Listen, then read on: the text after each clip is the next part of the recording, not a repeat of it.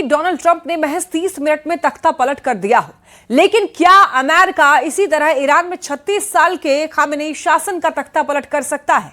ये कयास इसलिए लगाए जा रहे हैं क्योंकि ईरान में जिस तरह से हिंसक प्रदर्शन हो रहे हैं, उसकी आड़ में ट्रंप ने ऐलान कर दिया है कि अब वक्त आ गया है कि ईरान के क्रूर शासकों का अंत जल्द हो जाएगा।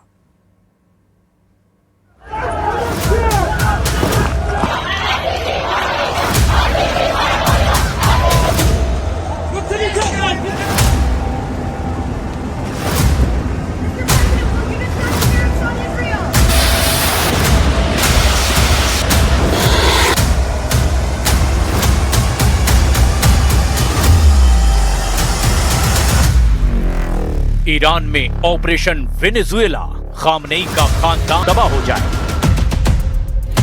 ट्रंप के टारगेट पर खामनेई के 4 वफादार। लगता है अमेरिका को ईरान में वो मौका मिल गया है जिसके दम पर अमेरिका ईरान को तबाह कर सकता है, या यूं कहें कि खामनेई शासन का खात्मा कर सकता है। ईरान अच्छी तरह से जानता है कि 86 साल के हो चुके ईरान के सुप्रीम लीडर अली खामनेई इस वक्त सबसे कमजोर स्थिति में। 28 दिसंबर से ईरान में बेतहाशा महंगाई, खस्ताहाल आर्थिक हालत और ईरान की मुद्रा रियाल की कीमत में ऐतिहासिक गिरावट ने अब ईरान को हिंसक प्रदर्शनों की भट्टी में झोंक दिया है। इस वक्त ईरानी सरकार और शासन बेहद कमजोर स्थिति में पहुंच चुका है। ताजा अपडेट्स के मुताबिक ईरान में चल रहे हिंसक प्रदर्शनों में 1 दर्जन से ज्यादा लोग मारे जा चुके हैं। ईरान में 4 मौतें ट्रंप की उस धमकी के बाद हुई हैं, जिसमें ट्रंप ने कहा था कि अगर ईरान में कोई प्रदर्शनकारी मारा गया तो अमेरिका चुप नहीं बैठेगा। ट्रंप ने कहा था कि अमेरिका ने ईरान पर हमले की तैयारी पूरी कर ली है। ऐसे में खबर ये आ रही है कि अमेरिका ऑपरेशन वेनेजुएला की तर्ज पर ही अब ईरान में भी एक बड़ा ऑपरेशन कर सकता है। ऐसे कयास लगाए जा रहे हैं कि अमेरिका खामनेई समेत 4 लोगों को वेनेजुएला के राष्ट्रपति निकोलस मादुरो की तरह ही अगवा कर सकता है या फिर मार भी सकता है। जरा आप भी जान लीजिए कि कौन है वो 3 वफादार जिन्हें खामनेई शासन का उत्तराधिकारी माना जा रहा है और अब वो अमेरिका के टारगेट पर आ चुके हैं। ईरान में ऑपरेशन वेनेजुएला, ट्रंप का टारगेट खामनेई और वफादार।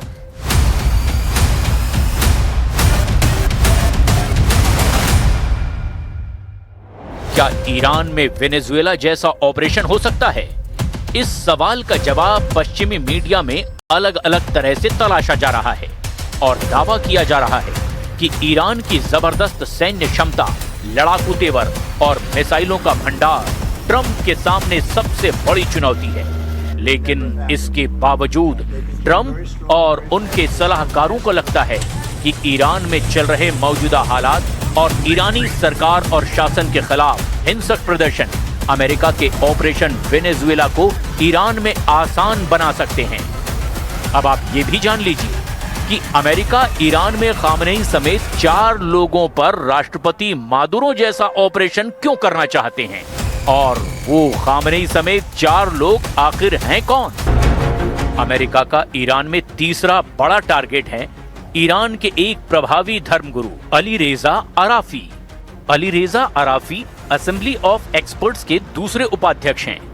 ये ईरान की वो शक्तिशाली संस्था है जिसके पास सर्वोच्च नेता अयातुल्ला अली खामनेई को चुनने, उन पर नजर रखने और जरूरत पड़ने पर उन्हें पद से हटाने का संवैधानिक अधिकार है।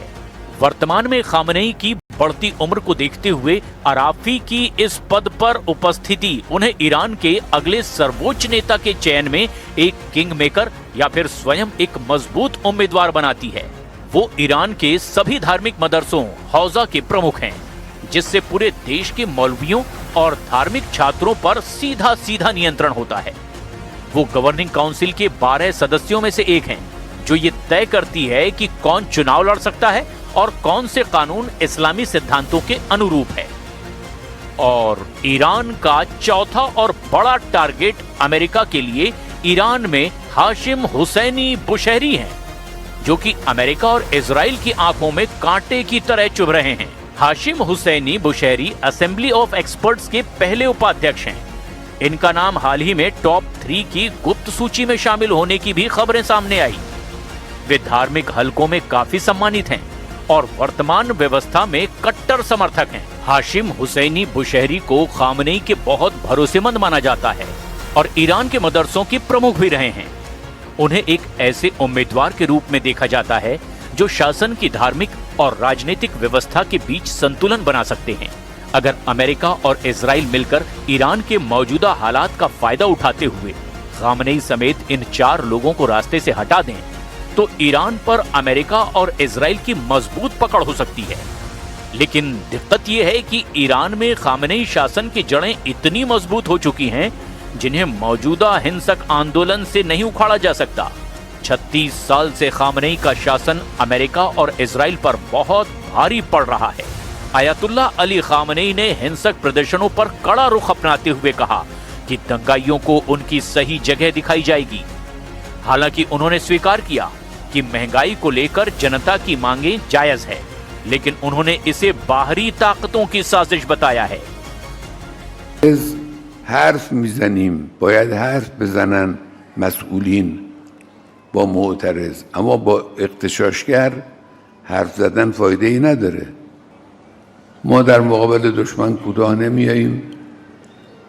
ما با اتکاء به خدای متعال، با اتکال به خدای متعال و با اطمینان به همراهی مردم انشاءالله به توفیق الهی دشمن رو به زانو در خواهیم آورد. इस्लामिक रिवोल्यूशनरी गार्ड ने पश्चिमी ईरान में प्रदर्शनकारियों पर गोली चलाई, जिसमें कम से कम 4 लोग मारे गए। 28 दिसंबर 2025 से अब तक हिंसक प्रदर्शनों में ईरान में 15 से ज्यादा लोग मारे जा चुके हैं। कुछ अपुष्ट खबरों में दावा किया गया कि 30 से ज्यादा लोग मारे जा चुके हैं। पिछले 4 दिनों में ही 600 से ज्यादा लोगों को गिरफ्तार किया गया है, जिससे अब ईरान की जेलों में जगह कम पड़ने लगी है। ईरान में सरकार के खिलाफ विद्रोह ईरान के 31 में से 25 प्रांतों के लगभग 170 जगहों पर फैल चुका है और ये 2022 के महसा अमीनी आंदोलन के बाद का सबसे बड़ा विद्रोह माना जा रहा है। इससे पहले अमेरिकी राष्ट्रपति डोनाल्ड ट्रंप ने चेतावनी दी थी कि अगर ईरान ने प्रदर्शनकारियों के खिलाफ बल प्रयोग किया तो अमेरिका चुप नहीं बैठेगा और हस्तक्षेप जरूर करेगा। ट्रंप की धमकी के जवाब में ईरानी अधिकारियों ने अपनी नाराजगी जाहिर की थी। ईरानी विदेश मंत्री अब्बास अरागची ने तो यहाँ तक कहा कि ईरान की संप्रभुता पर खतरा आया तो हमारी सेनाएं तैयार है और उन्हें पता है कि कहां निशाना लगाना है।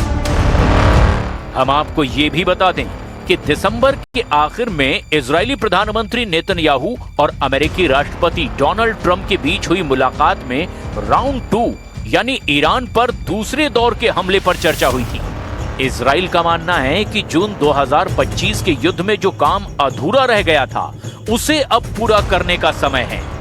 इजराइल ने स्पष्ट कर दिया कि यदि ईरान ने अपने परमाणु कार्यक्रम को फिर से शुरू किया या फिर मिसाइल क्षमता को 2025 के स्तर से ऊपर ले जाने की कोशिश की तो इजराइल तुरंत सैन्य कार्रवाई करेगा।